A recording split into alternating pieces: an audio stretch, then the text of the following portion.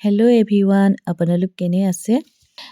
আশা কৰোঁ আপোনালোক সকলো ভালে আছে। আজি আকৌ এটা নতুন কেকৰ ৰেচিপি লৈ আহিছোঁ। গোটেইখিনি A to Z দেখাম।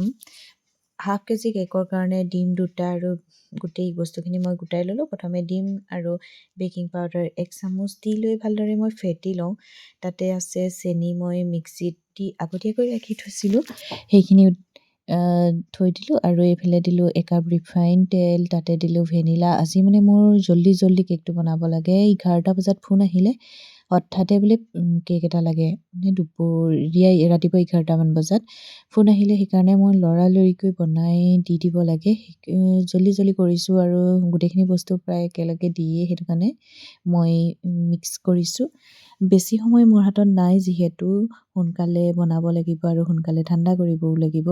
ইয়াতে বাকীখিনি বস্তু চেনি আৰু ময়দাখিনিও চালি একেলগে দি ভালদৰে ফেটি ল'লোঁ। এতিয়া ফেটি লোৱাৰ পাছতে গোটেইখিনি বস্তুখিনি ফেটি লোৱাৰ পাছতে টিনটো যোগাৰ কৰিলোঁ কেকৰ, আৰু তাতে মই গুলি থোৱা কেকৰ পেষ্টটো দি দিলোঁ। আৰু দি পেলাই তাতে মই আগতীয়াকৈ ইফালে প্ৰেছাৰটো গৰম কৰিয়ে ৰাখিছোঁ 10 মিনিট আগতীয়াকৈ। সেইখিনি গৰম কৰিয়ে ৰাখিছোঁ আৰু এইফালে মই এইখিনি দি অলপমান এয়াৰটো যাবৰ কাৰণে জোকাৰি দিম। হঠাতে এনেকৈ অৰ্ডাৰ আহিলে কি হয়, আচলতে ঠাণ্ডা কৰিবলৈ সময়ো লাগে যে কেকটো, সেইকাৰণে জল্দি কৰা হৈছে। আৰু এইফালে গেছত প্ৰেছাৰটো গৰম কৰি ৰাখিছোঁ। অলপমান জল্দি কৰাৰ কাৰণে নে কি, আজি কেকটো অলপ এনেকুৱা হৈ গ'ল। আগতে হোৱা নাই মোৰ এনেকুৱা, কিন্তু ছফ্ট হৈছে, বহুতেই ছফ্ট হৈছে। এতিয়া লেয়াৰকেইটা বনাই লওঁ। 3টা লেয়াৰ পটাপট কাটি দিছোঁ, ফেন লগাই অলপ সময় ৰখাই থৈছোঁ। আৰু এতিয়া মই এনেকৈ কাটি দিলত বেছি সোনকালে ঠাণ্ডা হৈ যাব, যিহেতু এতিয়া কাটি অকণমান সময় ফেনৰ তলত থৈ আকৌ মই চুগাৰ চিৰাপ লগাই ল'ম। এতিয়া তিনিওটাতে চুগাৰ চিৰাপ দি অলপ সময় মই এনেকৈ ফ্ৰিজত ৰাখি থ'ম। ক্ৰীমখিনি যেতিয়ালৈকে মই ফেটি ল'ম, মানে তেতিয়ালৈকে মই এইখিনি অলপ ফ্ৰিজত থৈ দিম, তেতিয়া অলপ ঠাণ্ডা হৈ যাব। গৰমে কি হয়, কেক বনালে মেল্ট হৈ যাব পাৰে, কেক ক্ৰীমখিনি মানে মেল্ট হৈ যাব পাৰে। এতিয়া এইখিনি মই জুখি ল'লোঁ, যিহেতু ক্ৰীমখিনি দিব লাগিব, সেইখিনি ক্ৰীমখিনিও জুখি ল'লোঁ হাফ কেজিৰ কাৰণে। ডিজাইন মানে তেওঁলোকে দি দিয়া নাছিলে, মই নিজে এটা ডিজাইন মনতে ভাবি ল'লোঁ আৰু সেইটোকে বনাবলৈ চেষ্টা কৰিছোঁ। বহুত জল্দি কৰিছোঁ। ইফালে ঘৰৰ কামো কৰিবলগীয়া হৈছে, ল'ৰা পঢ়া এক্সামো আহি পাইছেহি, সেইকাৰণে ল'ৰাক স্কুলৰ পৰা অহাৰ পিছত ভাত পানী খুৱাই আকৌ এইখিনি কৰিছোঁহি। তেনেকুৱাতে ক্ৰীম ভৰাই তাত কৰোঁ থাকোঁতে আকৌ পাইপিং বেগটো ফাটি গ'ল সেইটো। তাৰপিছত ক্ৰীমখিনি এতিয়া লেয়াৰকেইটা বনাই লওঁ। চুগাৰ চিৰাপ যিহেতু মই আগতীয়াকৈ দিয়ে ৰাখিছিলোঁ, এতিয়া মই লেয়াৰকেইটাত ক্ৰীম লগাই লওঁ। আৰু ক্ৰীম লগাই এইকেইটা পটাপট লেয়াৰকেইটা বনাই লওঁ। আজি বেছি সময় নাই, যিহেতু ফ্ৰিজত অকণমান সময় থ'লে ভাল হয়, কিন্তু আজি মই ফ্ৰিজত ৰাখিবলৈ সময় নাপাম চাগে, যিহেতু আৰু কেকটো লাগিয়েই এতিয়া নিবহিয়ে। সেইকাৰণে এতিয়া একেবাৰে শেষৰ লেয়াৰটো ওপৰত দি দিম এইটো, আৰু ওপৰৰ কাগজখন এৰুৱাই দিম। চুগাৰ চিৰাপ কৰাই আছে যিহেতু, এতিয়া মই এইটোক ভালদৰে কভাৰ কৰি লওঁ। কভাৰ কৰি ধুনীয়াকৈ ডিজাইনটো নিজে বনাম, আৰু কেনেকুৱা হয় নাজানো, নিজে মনতে ভাবি লৈ ডিজাইনটো কৰিছিলোঁ। কিন্তু এটা কথা, ডিজাইনটো অকণমান তলত য়েল্ল' কালাৰ দিম বুলি ভাবিছিলোঁ, কিন্তু সেইটো মই লাষ্টত গৈ পাহৰি থাকিলোঁগৈ, আৰু লৰালৰিকৈ কৰাৰ কাৰণে সেইটো ডিজাইন থাকিয়েই গুচি গ'ল।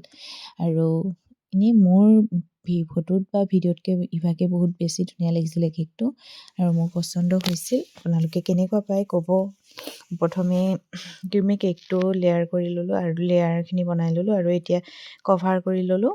তাত এতিয়া মই পাইপিং বেগতে ক্ৰীমটো ভৰাই লৈ আৰু বাকীখিনি ক্ৰীম দিছোঁ, আৰু দি লৈ মই কালাৰখিনি মিক্স কৰি ফুলকেইটা বনাম, আৰু ধুনীয়াকৈ লৰালৰিকৈ কৰি যাম, যিহেতু সোনকালে দিব লাগিব।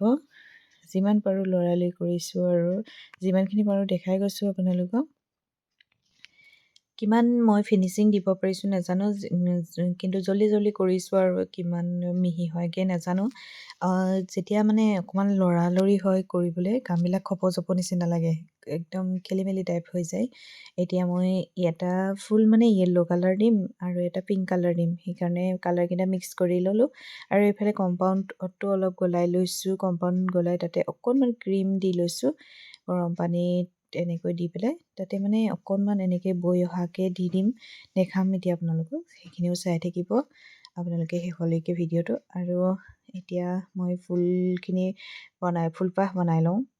আৰু কিবা জল্দি কৰিলে কি হয়, কামটো আগতীয়াকৈ অৰ্ডাৰটো পালে ভাল লাগে মানে একদম ধীৰে সুস্থিৰে কামটো কৰিব পাৰি কিন্তু এতিয়া জল্দি জল্দি কৰিব লাগে কেনেকুৱা বা হয় কি বা হ'ব বা ভবামতে ফিনিচিং দিব পাৰিম নে নোৱাৰিম তথাপিও চাইছোঁ জল্দি জল্দি যিমান পাৰোঁ কৰি গৈছোঁ আৰু এতিয়া ফুলপাহ বনাই ল'লোঁ ৰ'জ নজেলটোৱে আৰু ফুলপাহ এতিয়া মই তাতে ক্ৰীম অকণমান লগাই তাতে ফুলপাহ লগাই দিলোঁ আৰু বাকী ফুলপাহো দি দিম এতিয়া বাকী ফুলপাহ দিয়াৰ আগতে মই কাষত যিটো মানে বৰ্ডাৰ দিম সেইটো বনাই লওঁ য়েল্ল' কালাৰে বনাম য়েল্ল' কালাৰ দিছোঁ যিহেতু য়েল্ল' কালাৰ আৰু অকণমান কম্পাউণ্ড আৰু সেইটো গলাই থৈছিলোঁ ক্ৰীমে সেইখিনি মই এনেকৈ বৈ অহাকৈ অকণমান দি দিছোঁ আপোনালোকে শেষলৈকে ভিডিঅ'টো চাব আৰু কেনেকুৱা লাগিলে কমেণ্ট কৰি জনাব সেইটো এতিয়া হোৱাইটতে দিছোঁ বেলেগ কালাৰ দিয়া নাই অকণমান হোৱাইট আৰু ক্ৰীম কম্পাউণ্ডটো কালাৰটো যিহেতু একেবাৰে চফিট হোৱাইট নহয় সেইকাৰণে অকণমান ক্ৰীম কালাৰ নিচিনা হৈ যায়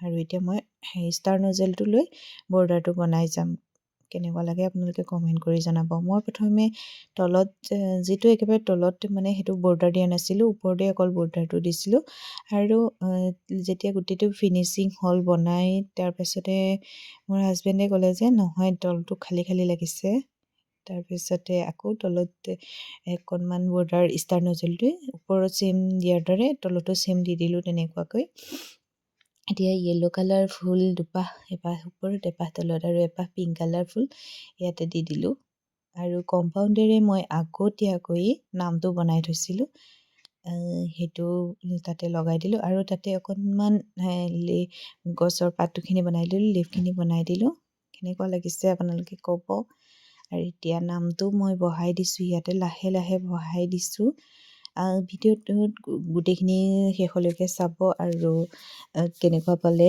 ক'ব কমেণ্ট কৰি জনাব বৰ লৰালৰিকৈ বনাইছোঁ ইমান বহুত বেছি ধুনীয়া নহ'বও পাৰে তথাপিও যিমান পাৰোঁ চেষ্টা কৰি বনাই দিছোঁ কিন্তু ফটো আৰু ভিডিঅ'তকৈ ইভাগে ৰিয়েলত বহুত বেছি ধুনীয়া লাগিছিলে মোৰ কেকটো আৰু ঠাণ্ডা দিনত যিহেতু বনাবলৈ কেক বহুতেই ধুনীয়া লাগে এইফালে কেক বনাওঁতে ইউটো আকৌ ভাগি থাকিল আজি ইউটো ভাগি থাকিল যেনে তেনে জইন কৰি লগাই দিছোঁ আৰু এতিয়া নামটোৰ ওপৰত অকণমান কালাৰ কৰি দিছোঁ কেনেকুৱা মানে একেবাৰে হোৱাইট হৈ গ'ল যে সেইকাৰণে অকণমান কালাৰ কৰি দিছোঁ নামটো লগাই দিলোঁ এতিয়া চাওক ফুলৰ কাষতো অকণমান সেইখিনিকে লগাই দিছোঁ অকণমান ডিজাইনটো অকণমান বেছি ধুনীয়া লাগক বুলি কিন্তু বহুতেই ধুনীয়া লাগিছিল কিবা এটা ভাল লাগিছিল মানে কালাৰ কম্বিনেশ্যনৰ গোটেইখিনি ভাল লাগিছিলে সেইটো হৈ গ'ল কিন্তু ইয়াৰ পাছতো মই কি কৰিলোঁ কাষত আকৌ দিবলগীয়া হ'ল সেইটো ৱেইট কৰিলোঁ প্ৰায় 700 গ্ৰাম আছিলে সেইটো